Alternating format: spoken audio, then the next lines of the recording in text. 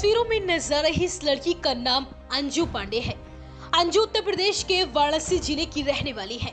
ये तस्वीर अंजू की 6 साल पहले की है, जिसमें अंजू बेहद ही खूबसूरत नजर आ रही है।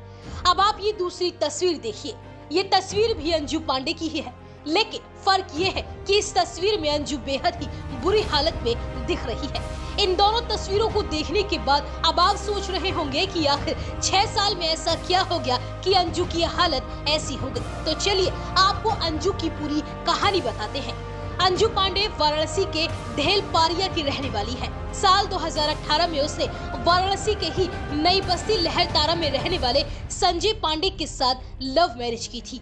अंजू इस शादी से बेहद खुश थी। शादी के बाद वह अपनी ससुराल पहुंची। वो अपने ख्वाबों की दुनिया में थी। वो संजय के साथ एक हसीन जिंदगी के सपने संजो रही थी, लेकिन उसे नहीं पता था कि उसकी जिंदगी अब नर्क से भी बदतर होने वाली है। अंजू की शादी को अभी महज 2 महीने ही गुजरे थे कि उसकी सास ननद ने उसे दहेज के लिए ताने देना शुरू कर दिया। अंजू ये सब बर्दाश्त करने की कोशिश कर ही रही थी कि उसे अपने पति का वो क्रूर चेहरा देखने को मिला, जिसकी उसने कभी कल्पना भी नहीं की थी। जिस संजय के साथ लव मैरिज कर हसीन जिंदगी के वह ख्वाब सजा रही थी, उसी ने उसे दहेज में 4 लाख रुपए और 1 बीघा प्लॉट के लिए मारना पीटना शुरू कर दिया। अपनी दर्द भरी दास्तां सुनाते हुए अंजू ने बताया कि मुझे नहीं पता था लव मैरिज के बाद मेरी लाइफ इतनी नर्क हो जाएगी। सोचा नहीं था। शादी के कुछ समय तक सब कुछ ठीक था। इसके बाद मेरे पति और उसकी बहन ने मिलकर मुझे प्रताड़ित करना शुरू कर दिया। प्रताड़ना की इंतहा ये थी कि मुझे ढंग से कपड़े भी नहीं पहनने दिए जाते थे। बासी खाना भी नसीब नहीं था। अगर जमीन पर गिरा खाना भी खा लेती तो नंद सुंदरी उसे पैरों से मसल देती थी। मेरे 2 बेटे हुए। सोचा था बच्चा होने के बाद पति मेरा साथ देगा, लेकिन वह और भी ज्यादा क्रूर हो गया। कई साल हो गए, मुझे नहीं पता चाय कैसी होती है। किचन में जब बर्तन धुलने बैठती तो चाय की पत्ती को मुट्ठी में भरकर उसे निचोड़कर चाय की कुछ बूंदें पी लेती थी। मेरी ननद ने मेरे शरीर के हर हिस्से में जख्म दिए हैं। ये बताते हुए अंजू की आंखों से आंसू झलक उठे और वह दर्द से कर्रा उठी।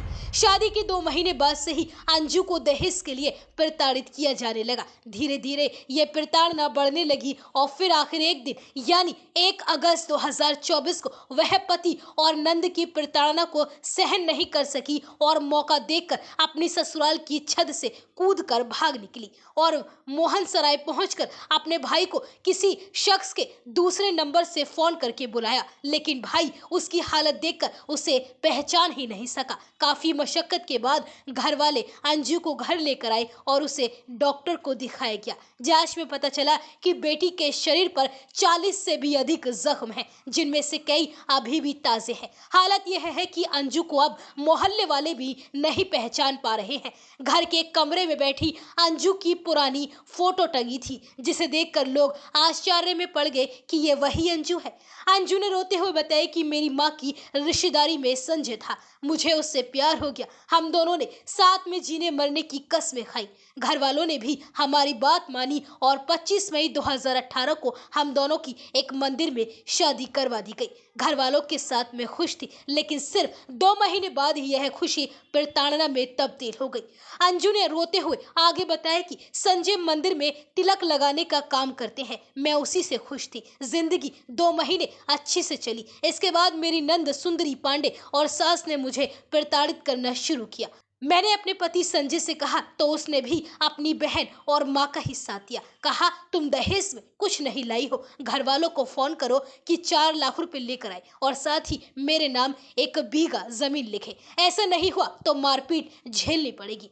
अंजू ने रोते हुए आगे बताया कि उस दिन हिम्मत करके न भागी होती तो वो लोग मुझे तेजाब से जला देते और मार देते। मुझे कपड़े नहीं पहनने दिए जाते थे। दिन भर घर में मैं आधे अधूरे कपड़ों में रहती थी। किसी से मोबाइल पर बात नहीं कर सकती थी। छोटी ननद हर समय मुझ पर नजर रखती थी कि मैं क्या कर रही हूँ। जब मन होता नंद सुंदरी मेरे कपड़े उतारकर बेल्ट और चप्पलों से पीटने लगती। मेरे शरीर से खून बहता देख वो सब हंसते थे।